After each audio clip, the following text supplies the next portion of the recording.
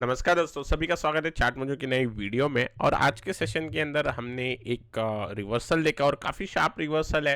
Market के अंदर ये वॉलेटिलिटी काफ़ी बनी हुई है पूरे ही मई मंथ और स्टार्ट ऑफ द जून के अंदर हम देख रहे हैं वॉलेटिलिटी बनी हुई है। आज विक्स वैसे गिरा, लेकिन मार्केट जिस हिसाब से एक हल्का सा एक हल्का एक गैप अप के बाद नीचे का एक अटेम्प्ट मार के तुरंत जो रिवर्सल दिखाया पूरे टाइम में, खासकर बैंक निफ्टी आज थोड़ा ज़्यादा जो स्ट्रॉन्ग था। सो ओवरऑल एक काफ़ी हाई चॉपीनेस एनवायरनमेंट हमें देखने मिल रहा है। चॉपी काफ़ी बिहेवियर है अभी। और अब जो न्यूज़ फ्लो निकल के आ रहे हैं, फाइनली आई थिंक मार्केट जो है वो फैक्टर कर रहा है कि इन दी एंड जो करंट गवर्नमेंट है वो ही कंटिन्यू करेगी। इस वजह से कल का जो शार्प रिएक्शन दिया था, इसके बाद आज फिर से एक और शार्प रिएक्शन दे दिया। अब कल हमने ऐसा कोई काउंटर डिस्कस नहीं किया था और आज भी ऐसे कोई काउंटर था नहीं, लेकिन एक काउंटर मेरे को दिखाई दे रहा है। हालांकि उस पर कोई चार्ट पैटर्न नहीं बन रहा है, एक ऐसा थीम थीम के हिसाब से एक काउंटर को देख सकते हैं।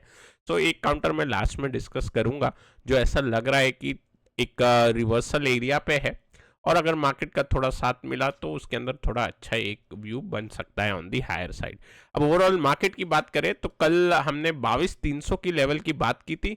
22,300 का लेवल एक डिसाइसिव लेवल है। क्यों? क्योंकि हमने देखा था कि ये जो साइडवेज में जिगजैग में फंसा हुआ है मार्केट, इसका जो एक पॉइंट निकल के आ रहा है 22,300 का लेवल, जहां पर ये पहले कई बार रेजिस्टेंस ले चुका था। इस वजह से 22,300 का लेवल हमने एक बार इंपॉर्टेंट मार्क किया था।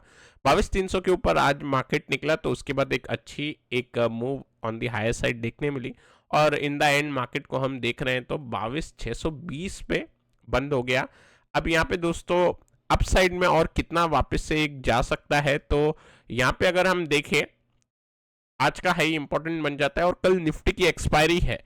इतने वॉलेटाइल एनवायरनमेंट में अगर निफ्टी की एक्सपायरी में हम जाएंगे, अगर हम ये भी कहते हैं कि कल की कैंडल स्मॉलर कैंडल होगी, फिर भी हम 2% की मूवमेंट को रूल आउट नहीं कर सकते फ्रॉम ओपन टू क्लोज।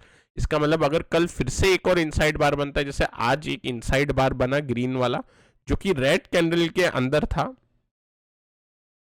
अब फिर से कल भी एक और इनसाइड बार बन जाए जो कि आज के रेंज के अंदर है, फिर भी वो एक 2% का आई थिंक कम से कम बनेगा, तो कल फिर एक्सपायरी पे निफ्टी जो है 400-500 पॉइंट तो इजीली मूव करना चाहिए। अब दोस्तों यहाँ पे चाहे हायर साइड करे, मतलब 22,650 के ऊपर ओपन होने के बाद फिर एक बार टच करने चले जाए 23,000, वो भी एक पॉसिबल सिनेरियो बन सकता है कल आने वाले सेशन में। अब बॉन्ड यील्ड जो है वो वीक हो रही है, उसका एडवांटेज तो मिलना चाहिए। 12 तारीख को फेड रेट की एक बार अनाउंसमेंट भी रहेगी कि वहाँ पे कट होते हैं कि स्टेटस को रहते हैं, लेकिन ओवरऑल यहाँ पे अगर हम देखते हैं अभी ऊपर के साइड का थोड़ा सा बायस बनेगा मार्केट पार्टिसिपेंट का। अगर गैप अप नहीं खुलता और रहता है निफ्टी इस रेंज में, फिर भी एक जैसे मैंने आपको कहा 2.5% की मूव, 2-2.5% की मूव रहेगी। नीचे के साइड इंपॉर्टेंट क्या आ रहा है निकल के, आज का लो इंपॉर्टेंट बन जाता है। इनफैक्ट अगर हम देखें आज का लो प्रीवियस जो स्विंग लो था निफ्टी पे उसके अराउंड है। 21,800 का जो लेवल निकल के आया है, ये जो रेक्टेंगल बिहेवियर था निफ्टी का उसी का सपोर्ट है 21,800। तो कल के सेशन में 21,800 निकलेगा तो फिर मेरे हिसाब से 21,200 तक टेस्ट करने चले जाएगा, जो कि ये बिग रेड कैंडल का लो है। लेकिन इसके चांसेस काफ़ी कम लग रहे हैं हमें, इसलिए मैंने यहाँ पे क्रॉस मार्क किया है, बहुत ही कम प्रोबेबिलिटी है। सो ऊपर के साइड गया हाई तोड़ा 22,650, तो 22,850 और 23 के लिए अटेम्प्ट करेगा, और अगर रेंज में रहा तो फिर एक 2% की ये जो रेंज के अंदर की 500 पॉइंट की मूव एक बार एक्सपेक्ट कर सकते हैं। अब दोस्तों बैंक निफ्टी की बात करूं तो यहाँ पे 50,000 की ओर ये बढ़ जाएगा, टच करने के लिए एक बार ट्राई कर सकता है। चैनल के अंदर वापस आ गया है तो बहुत ही ज़्यादा चॉपी है। अब देखिए दोस्तों यहाँ पे हम लेवल तो एक बार स्टडी कर रहे हैं, लेकिन इन लेवल्स का इफेक्टिवनेस उतना नहीं रहेगा अब। स्पेशली आज की कैंडल भी एक काफ़ी वन वे अपसाइड की थी, कल की वन वे डाउन साइड की थी, तो इस वजह से चॉपीनेस रहेगी।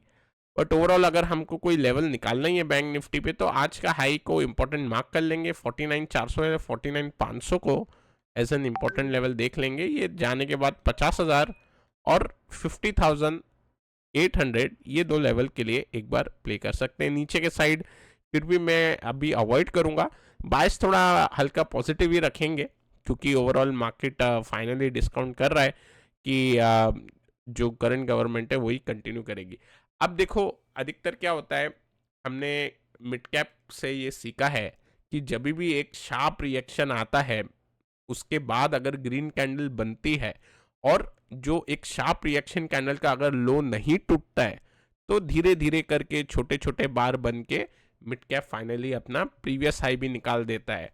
तो ये हमें चीज़ दिखाई देती है पिछले बार के कई सारे मिड कैप के फॉल में। अगर आप देखो ये मिड कैप का बिहेवियर पहले से ही चला आ रहा है, इस तरीके का एक फॉल बनी। अब देखो यहाँ पे ये इसके हाई के ऊपर जाने में एक बार कोशिश की लेकिन नहीं जा पाया। साइडवेज में जब इसने ब्रेक डाउन दिया तो मूव बनती है नीचे, लेकिन यहाँ पे एक ऐसा ही एक फॉल, उसके बाद एक बड़ा रिवर्सल और फिर डोजी बन के ये ऊपर। तो ये जो बिहेवियर है ये हमें कई बार देखने मिला है, हो सकता है इस बार भी यही देखने मिले। सेम बिहेवियर इधर देखने मिला, इधर ही देखने मिला वापस, और सिमिलर बिहेवियर इस जगह पे भी देखने मिला। तो ऐसे जो बिहेवियर हमको देखने मिल रहे हैं जब भी अप ट्रेंड में रहता है उसके बाद यही चीज़ वापस देखने मिलती है। तो ऐसा लग रहा है यहाँ पे भी थोड़ा अगर गैप अप खुलता है तो फिर धीरे धीरे करके वापस से अपने प्रीवियस रेंज के हाई को चैलेंज करना चाहिए। अब क्योंकि ड्रॉप इतना बड़ा था तो उसका एक बाउंस भी आ गया। अगर आज के कैंडल के हाई के ऊपर नहीं जाता तो फिर ये थोड़ा साइडवेज में डोजी कैंडल बना के कंसोलिडेट कर देगा। तो उस सिचुएशन में हम देखेंगे बाद में किस हिसाब से पैटर्न बनेगा। अब दोस्तों अगर हम डाउ की बात करें, यहाँ पे मेरे को डाउ में एक रैली के एक आसार लग रहे हैं, लेकिन अभी पिछले 3 दिन से ये रैली नहीं दे पा रहा है डाउ। तो यहाँ पे अगर रैली बने तो थोड़ा एक जो बॉन्ड यील्ड के साथ जो इसका बिहेवियर है, मैं एक बार लगा देता हूँ बॉन्ड यील्ड। जो ये 1 वे बॉन्ड यील्ड गिर रही है, हम देख रहे हैं कि अच्छा खासा फॉल है बॉन्ड यील्ड के अंदर। सो वो इम्पैक्ट डाउ में नज़र नहीं आ रहा। सो कहीं ना कहीं डाउ थोड़ा हॉल्ट होते हुए दिखाई दे रहा है। हमें लग रहा था कि कल ये 39,200 पे पहुंच जाएगा, लेकिन आज अगर पहुंच जाए तो भी ठीक है। ओवरऑल डाउ थोड़ा अब न्यूट्रल हो रहा है। पहले डाउ से पॉजिटिव एक बार संकेत मिलते थे, फिर डाउ थोड़ा न्यूट्रल जोन की तरफ बढ़ रहा है, क्योंकि अगर बॉन्ड यील्ड नीचे जा रही है डाउ रिएक्शन नहीं दिखा रहा है, इसका मतलब सेलिंग है। अब आज अगर डाउ निकल जाते हैं तो फिर हमारी थियरी को रॉन्ग प्रूफ कर देगा। वी होप कि ऐसा ही हो, बट देखते हैं अब डाउ क्या करता है, क्योंकि बॉन्ड यील्ड जिस तरीके से नीचे आई है एग्रेसिव तरीके से, वो इम्पैक्ट नहीं दिखाई दे रहा डाउ के अंदर। अब डॉलर इंडेक्स साइडवेज है।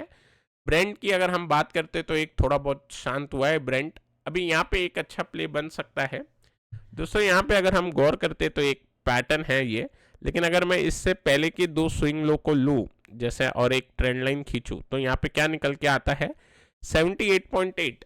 अगर ब्रेंट किसी भी कारण से यहाँ पे पहुँचता है 78.8 या 78.5, ये लेवल एक अच्छा एक जोन होगा जहाँ पे ब्रेंट के अंदर वापस से एक सेल की पोजीशन बन सकती है।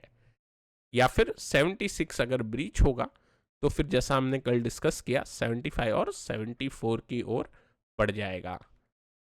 गोल्ड सिल्वर के अंदर एक साइडवेज मोमेंटम है, साइडवेज एक ट्रेड कर रहा है। तो यहाँ पे ऐसा कोई हम व्यू नहीं बनाएंगे। एक काउंटर जो मैं आपको बताने वाला हूँ वो है पीएसयू साइड से ही। और अगर हम पीएसयू का बिहेवियर देखेंगे तो हमको दिखाई देता है कि सारे काउंटर ने क्या किया, कल एक सेल ऑफ कैंडल बनाई पीएसयू काउंटर्स के अंदर, एक बड़ी एक रेड कैंडल बनी। और आज क्या हुआ, कल के लो के भी नीचे पीएसयू काउंटर जाके एक लॉन्ग विक बना के फिर ऊपर आए हैं सारे पीएसयू काउंटर। ओवरऑल मार्केट के अंदर तेजी थी, लेकिन ये जो बिहेवियर है ये एक काउंटर है पीएसयू का जीएनएफसी, इसने नहीं दिखाया। तो अब जीएनएफसी के चार्ट पे चलते हैं। अब ये चार्ट लोड हो गया है। यहाँ पे हम देखें तो जीएनएफसी एक ट्रेंड लाइन मैंने यहाँ पे ड्रॉ की है। अब देखो यहाँ पे अगर हमें आगे का डेटा नहीं पता होता कि स्टॉक क्या करने वाला है, तो मैं ये 2 टच पॉइंट पे ट्रेंड लाइन बनाता तो मेरे को क्या दिखाई देता कि यहाँ पे एक बार आके हॉल्ट हुआ था चार्ट, ठीक है, ये ट्रेंड लाइन पे। उसके बाद ये ट्रेंड लाइन ब्रीच हुई, फिर से चार्ट ऊपर चले गया, प्राइस ऊपर चले गया। उसके बाद फिर से एक अटेम्प्ट हुआ ब्रीच होने का, लेकिन अगले दिन ही प्राइस फिर ऊपर चले गया। इसका मतलब ये जो ट्रेंड लाइन बन रही है इसके जो लेवल है कहीं ना कहीं इंपॉर्टेंट है, क्योंकि मार्केट इसके नीचे क्लोज देने के बावजूद एक फॉलो अप सेलिंग नहीं दे पा रहा था। अब देखो इसके अंदर काउंटर ने क्या किया, फिर आके यहाँ पे टच किया, हम देख रहे हैं ये ट्रेंड लाइन पे, फिर यहाँ पे टच करके रिस्पेक्ट किया ट्रेंड लाइन को और ऊपर एक बाउंस दे दिया। अभी इलेक्शन की वॉलेटिलिटी के चलते हुए अब यहाँ पे आप देखिए एग्जिट पोल वाले दिन इसने सेपरेटिंग लाइन कैंडलस्टिक पैटर्न बनाया है। यहाँ पे अगर हम इसका प्राइस एक्शन बिहेवियर देखें तो एक सेपरेटिंग लाइन बिहेवियर है। उसके बाद रिजल्ट वाले दिन एक मैसिव फॉल जो कि हमने सारे पीएसयू काउंटर में देखा। आज के दिन इंटरेस्टिंग ये है कि इसने ज़्यादा फॉल नहीं दिखाई और यहाँ पे होल्ड हो गया। तो इनसाइड बार कैंडल हमें कई जगह दिखाई दे रही है पूरे मार्केट में, इसमें भी ये बन गई। तो यहाँ पे हम एक बार अनुमान ये लगा सकते हैं कि अगर ये काउंटर जेएनएफसी का 633 के ऊपर अगर जाता है तो यहाँ पे एक अपसाइड की मूव बननी चाहिए।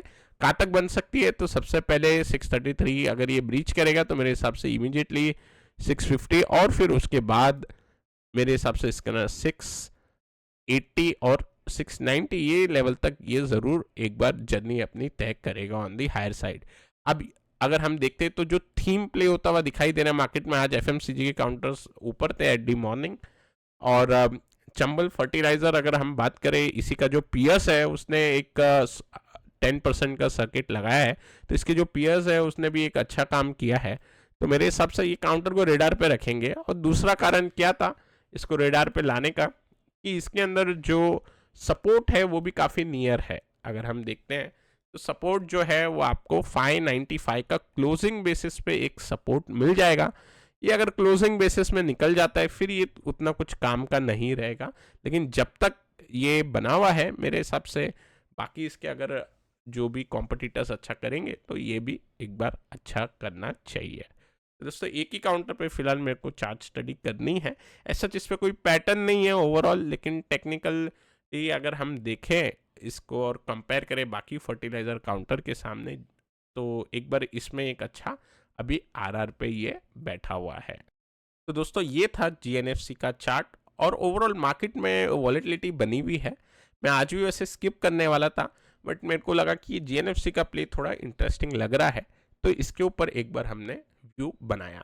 अब दोस्तों यहाँ पे एक मैं इंपॉर्टेंट अनाउंसमेंट ये करता हूँ कि हमारे वापस से मेंटरशिप के बैच एक चालू होने वाले हैं और इस बार मैंने क्या किया है, मैं चाहता हूँ कि अब वॉलेटिलिटी बाय द वे काफ़ी है और काफ़ी हम मिस्टेक भी करते हैं और सारे ही रिटेल पार्टिसिपेंट करते हैं इंक्लूडिंग अस, हम सभी से मिस्टेक होती है ऐसे वॉलेटाइल वाले एनवायरनमेंट में और हम ये भूल जाते हैं कि किस तरीके से हमें मार्केट के अंदर स्पेकुलेशन करनी चाहिए या ट्रेड करना चाहिए। तो दोस्तों मैंने क्या किया है, जो हमारे फैब बैच हुए थे उसके अंदर मैंने ऑप्शन बाइंग के अंदर जो हम स्टूडेंट को लाइव हम बताते हैं जो भी थियरी पढ़ाते हैं, उसके बाद पूरे एक 6 घंटे का जो भी मार्केट के अंदर लाइव कमेंट्री के साथ किस जगह पे ट्रेड डालनी चाहिए और क्या करना चाहिए और उनके सामने हम खुद एक छोटे कैपिटल से उनको एक बताते हैं कि किस तरीके से काम कर सकते हैं। तो वो मैं अपने करंट वेबसाइट पे जो हमारी chartmojo.com की है उस पर मैं अवेलेबल करवा दूंगा। तो जो भी इंटरेस्टेड है वो एक अभी फिलहाल लॉक्ड है वीडियो, तो 2 लाइव लेक्चर है लेकिन उनमें से मैं एक लाइव लेक्चर अनलॉक करवा दूंगा तो आप सभी लोग वो चीज़ को देख पाएंगे। अब chartmojo.com पे रजिस्टर करेंगे तो वो वीडियो लेक्चर जो है 6 घंटे का आपको फ्री में अवेलेबल हो जाएगा। दोस्तों मैं आशा करता हूँ आपको ये वीडियो पसंद आया होगा, पसंद आया है तो लाइक करें, नए हमारे चैनल पे तो सब्सक्राइब करना ना भूलें। Till then take care, I will meet you in the next video.